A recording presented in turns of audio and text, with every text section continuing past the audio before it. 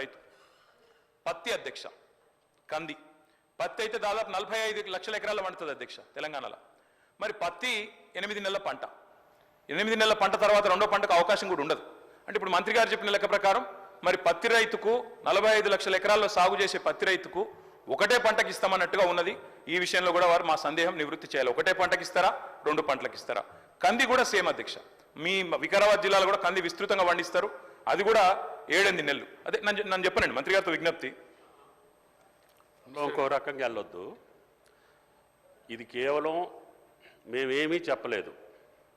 గత ప్రభుత్వంలో జరిగినటువంటి విధి విధానాలను మేము ముందుంచాము. మీరు ఏది చెబితే దాన్ని అమలు చేయాలనే ఆలోచన తప్పితే ఆ పంటకి ఎంత ఇస్తారా, దీనికి ఎంత ఇస్తారు అనేది మేము నిర్ణయమే చేయలేదు. మీ సూచనల తర్వాతనే నిర్ణయించబడుద్ది. కాబట్టి మేము ఇంతవరకు ఈ ప్రభుత్వం రైతు భరోసా మీద నిర్ణయించలేదు.